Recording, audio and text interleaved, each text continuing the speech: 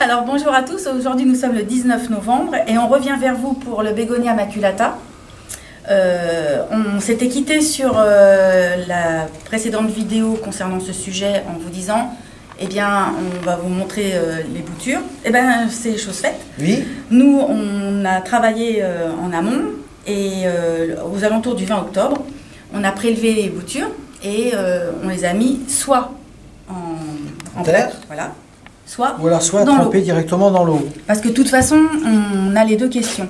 Est-ce qu'on peut faire une bouture dans l'eau? Est-ce qu'on peut la mettre directement dans la terre? Donc voilà la bouture. Elles ont à peu près un mois. Bouture en terre. Et bouture dans l'eau, qui ont été faites en même temps. En même temps, le même jour. Et là, donc, on voit vraiment bien, du coup, le système racinaire. Et on peut même parler des conditions dans lesquelles elles ont été faites parce que nous n'avons pas eu de chauffage de fond, c'est-à-dire une température constante. Le pôle a été mis dans une serre froide où la journée il faisait 25 degrés et la nuit ça tombait à 10. Donc c'était assez...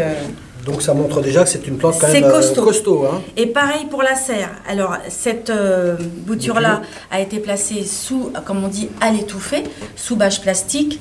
Mais on a eu aussi un problème de chauffage. Le chauffage a marché, puis plus marché. Donc puis on est tombé aussi à des 10-12 degrés. Hein. Ouais. Donc l'un comme l'autre, que ça soit dans l'eau ou dans la terre, c'est costaud. Ok. Donc voici un pied de maculata. Voilà, ce pied, c'est sur celui-ci que tu as prélevé des boutures. Oui, ou sur on en avait deux. D'accord. Mais voilà, là par exemple, on voit que celui-ci a été bouturé. Il y a un départ. Alors, donc ça veut dire que systématiquement, là où tu coupes, c'est à ce niveau-là quasiment que va se redévelopper. Que ça repart, oui. Alors, avant même de parler de tes boutures, concernant ce pied, donc on va appeler ça un pied mère. Là, si on veut obtenir quelque chose de joli, là, c'est pas dans l'état actuel des choses, c'est quand même pas terrible. C'est pas beau. Pas terrible, terrible. Alors, est-ce que je vais oser?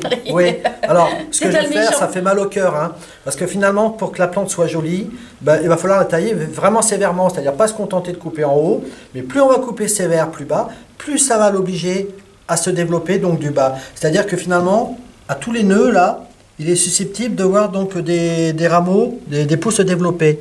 Hein. On voit des départs voilà. déjà. En fait, là, tous ces bourgeons sont en état de dormance, sur toutes les tiges, hein, sur tous les pieds. Donc là, finalement, qu'est-ce que je vais faire? Eh bien, alors là, je suis cruel, parce que ce que je vais faire, c'est que je vais carrément me couper. Voilà. Hop.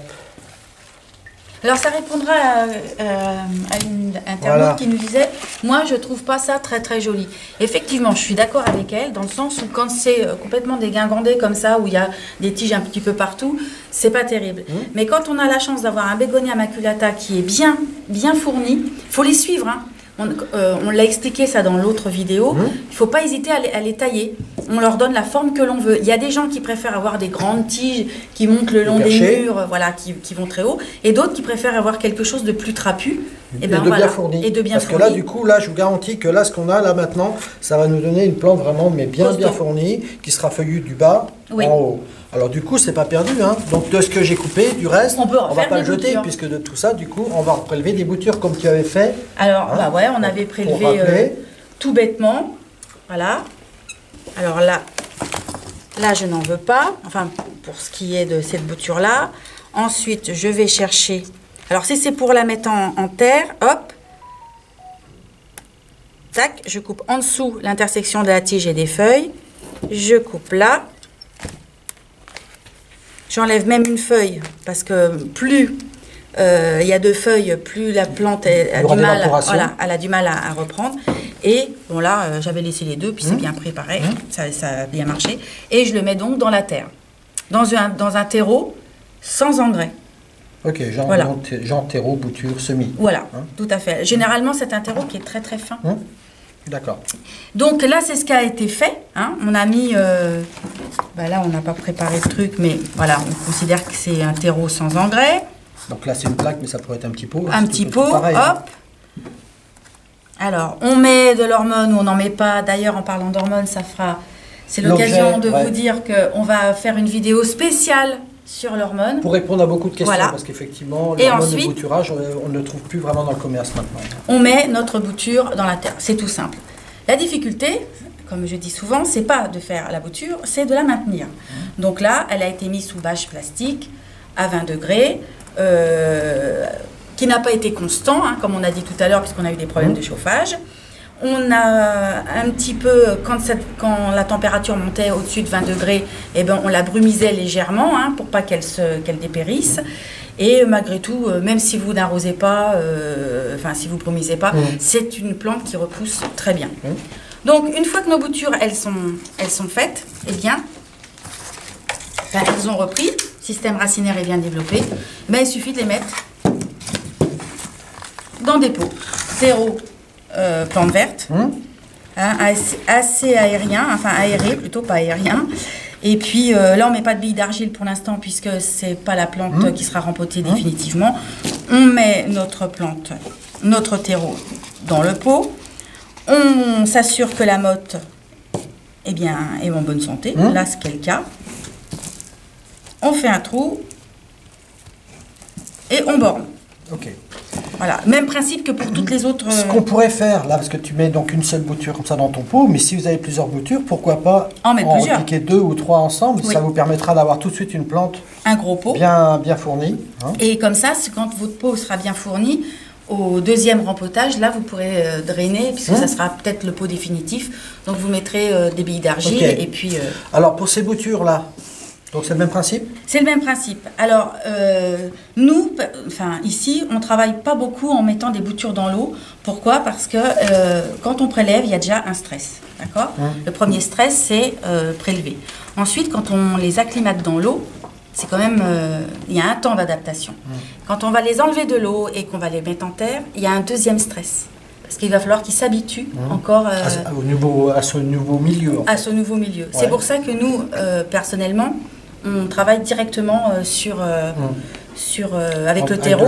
Mais vous, chez vous, oui, vous pouvez parfaitement. La preuve, hein, on a fait l'expérience, les racines se développent bien. Bon, il faut être beaucoup plus doux quand vous installez les racines sont plus fragiles. Votre bouture. Peut-être que la manière de tasser sera différente. Il ne faut pas tasser comme un bourrin parce que sinon ça casse. Et voilà. Voilà le mécanisme. Ok. Alors évidemment, une fois que c'est rempoté, on arrose. On arrose, bien évidemment. Et on met à une température, il y a la bouteille d'eau. Il y a des signes, il y a le caméraman qui fait des signes. Et puis on met à température. Là, nous sommes au mois de novembre, alors il est hors de question de le poser sur un rebord de fenêtre. Ouais. Hein, parce que quand même si celles-ci ont été habituées à la dure, une petite température de 20 degrés, ça leur fera du bien pour continuer à stimuler. Bien évidemment, ne jamais laisser les pots, la plante tremper les pieds dans l'eau. Non. Hein, sinon, vous risquez d'asphyxier les racines et ça, inévitablement, la plante dépérira. Et puis, quand elle sera de belle taille, et bien pour faire plaisir à Rémi, vous rempoterez dans un pot en... Ah oui, en terre, un pot en terre. Voilà, mais chacun, voilà, c'est vous qui voyez, hein. Il y en a qui ont essayé. Voilà. Bon, écoutez, je pense qu'on a fait le tour. Oui. Notre caméraman ne nous dit rien, donc c'est qu'on est au top. Ok. Bon, à bientôt. À bientôt.